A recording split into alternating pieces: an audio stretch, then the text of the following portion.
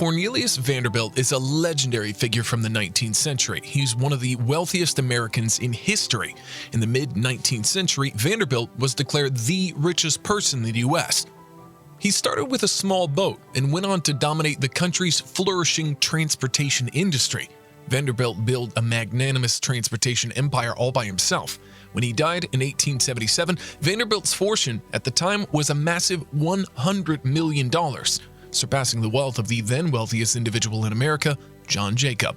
In fact, Vanderbilt constituted the largest fortune ever held by an American if compared to the country's entire economy at the time.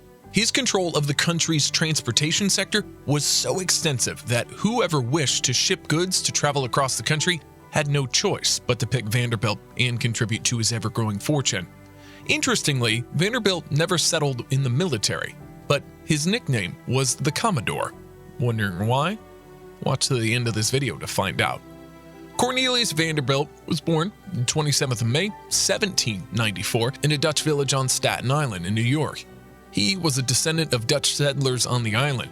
His family name was originally Vanderbilt. His parents, Cornelius and Phoebe Vanderbilt, owned a small farm, and his father was a part-time boatman. Vanderbilt came from a low-income family. They were known as the Low Dutch because of their financial instability. During this time, the biggest challenge for farmers on Staten Island was transporting their goods and produce across to Manhattan markets. As this was the only easily accessible market across New York Harbor, Cornelius' father used to move cargo, and as a young boy, he also helped him cross the harbor. Cornelius was an indifferent student, and the only subject that interested him the most was arithmetic. However, he couldn't receive higher education due to financial issues. But he didn't let this deter his resolve to make it big in life. He started focusing more on working on the border. At 16, Cornelius decided to purchase a boat to become part of the goods transportation industry officially.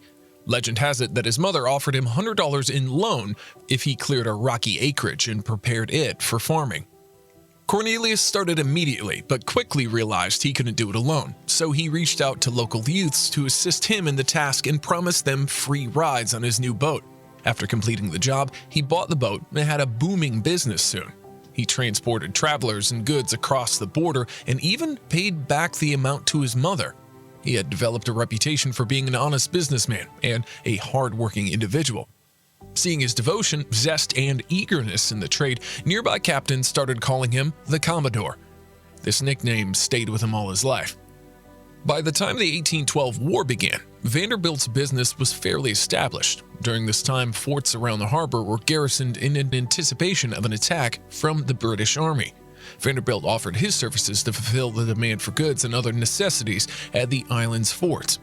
Considering his positive reputation, the government entrusted him, and he secured a contract. The war brought forth considerable prosperity for Vanderbilt. He used to ferry soldiers and delivered supplies across the harbor. Besides being honest and a hard worker, Cornelius was also a smart businessman. He invested his earnings back into the business and purchased more sailing ships. In 1818, steamboats had arrived, and Cornelius Vanderbilt was among the first few entrepreneurs to have realized their potential and value.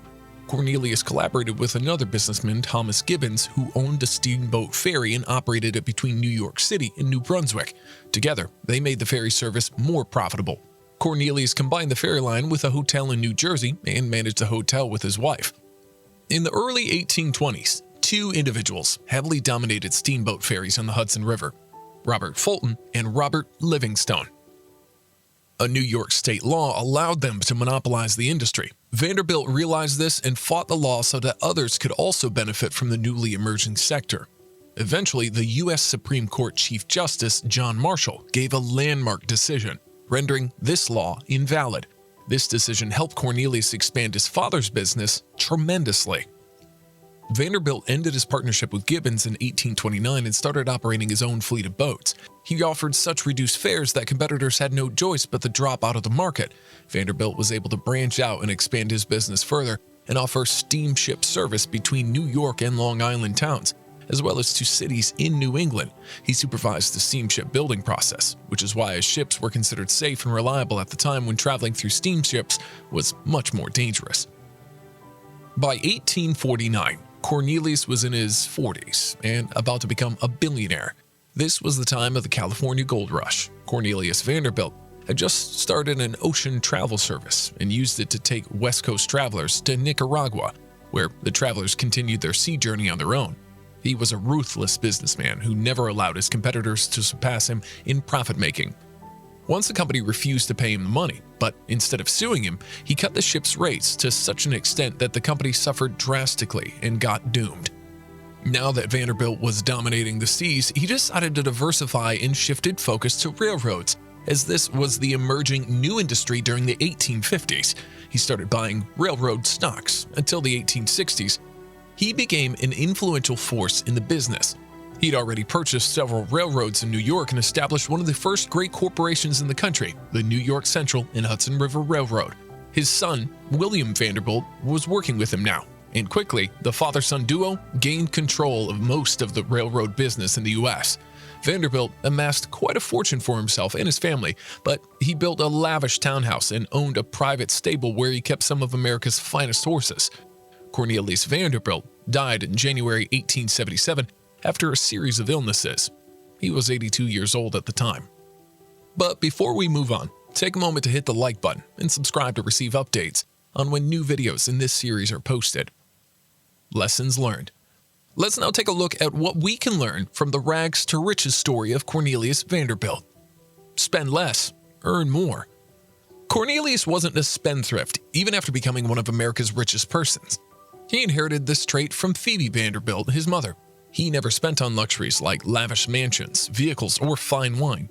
Cornelius invested most of his earnings in improving the quality of his offered products and services. He invested wisely and looked for value in every penny he spent. Vanderbilt built his empire without getting into debt and didn't even need to borrow money for his business, not even once.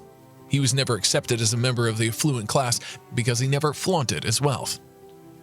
Make value investments. Cornelius Vanderbilt always looked for profitable areas of investment. From the beginning, he never let go of any valuable investment opportunity. Whether it was transporting ships during wartime, investing in ferries and steamships, or purchasing railroad stocks, he always was keen on diversifying his business portfolio. Moreover, Vanderbilt bought stocks in private corporations and invested millions in Grand Central Station's construction, eventually becoming one of the world's largest depots. Be a forward thinker. Cornelius Vanderbilt was interested in endorsing new technologies and venturing into different types of businesses.